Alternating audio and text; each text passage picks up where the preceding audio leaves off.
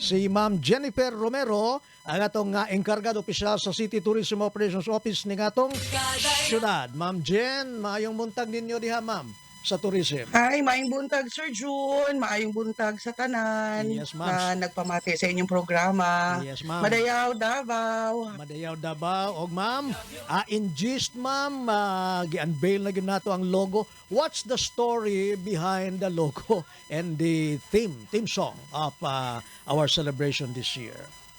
Yes, gi-unveil nato atong logo yesterday Sir June. Aha. Then ang ato ang logo, we wanted na minimal siya but culturally sensitive siya. Oo. And represented siya.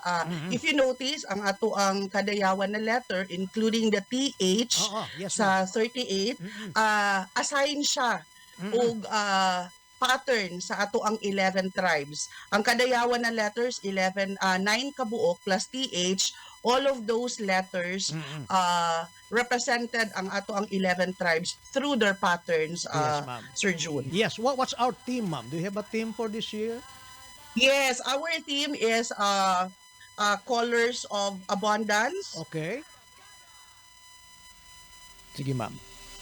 Hello? Sige, ma'am. Go ahead, ma'am. Colors of Yeah. abundance. Colors of abundance, vibrance of diversity, festival of festivals. Wow. Oo. Dili kay dako ang gasto natong logo, ma'am. Dili dako Yeah. ang gasto nato ani Sir June yes, because ma'am.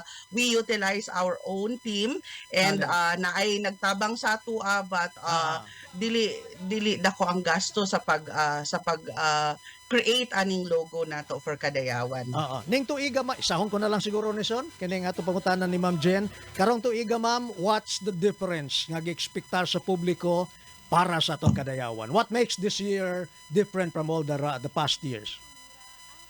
Yes, we really wanted to level up the Kadayawan, especially now that we are really in full in full celebration. Last year barag dili pa kaayo te in full bloom because nakapatay restrictions last year's Kadayawan, but this time wala na gyud. So we prepared all the events, although all the events na katong previous that we are enjoying sa Kadayawan on previous years naaman gihapon siya, the indak-indak sa Kadayawan, that's Yes. one of the highlights sa ato ang event this year, the Pamulak ug gudi ka sa Kadayawan. Then nag-revive sad ta og katong mga events na ato ang gibuhat in the past prior to pandemic. Gibalik nato like ang Habi Kadayawan, so naa na siya. Yes. Gibalik na nato, then gidagdagan pud nato og naatay variety show, August 18 siya sa August San Pedro 18. Square. Okay. And it will be ended with a concert sa San Pedro Square, August 20. Love the Philippines Department of Tourism rebranding. Ano ho ang inyong ma'am, inyong take po sa Love the Philippines branding po natin? Actually, sir, we're in the LGU side. Whatever the National Department of Tourism campaign, kung dili man siya makaharm, we will support that. Ang ato ang focus lang yun, sir, is to really increase our own tourism arrival in the city, Yes, to really promote our city. For whatever branding that is, we will really be supporting the initiative of the national agency through the Department of Tourism. Kumusta ang atong tourist arrivals, ma'am, as of the very latest, domestic and international? How are we faring in that area? Yes, the highest tourist arrival nato, Sir June, happened 2019, and that is prior to pandemic.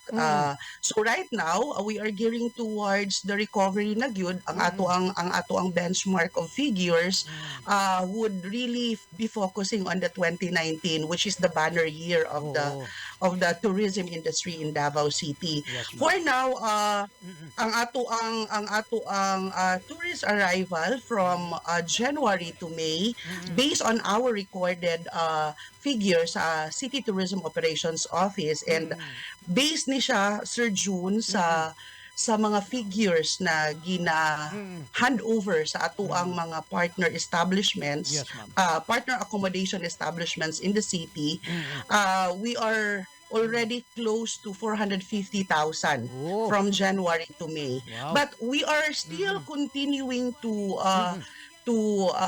improve our collection, sir, kay Yes, ma'am. daghan og mga bag-ong mga small hotels, daghan og mga nagning abri na mga accommodation establishments na kailangan gyud na atong i-campaign na they really have to collect Yes. figures, Yes, ma'am. and they will give it to our office so that it will be recorded accordingly. Okay, ma'am. I run out of questions. Unless you have additional information, salamat kay Ma'am Jen. Thank you very much. Ma'am Jen, Yes. thank you so much for your time, ma'am, and for the very latest update. May buntag ninyo, ma'am, Thank you. May buntag, may buntag. Madayaw. Si Ma'am Jennifer Romero Katumaygala sa City Tourism Operations Office, mga bayan. Mga kasama, like and subscribe sa atong YouTube channel.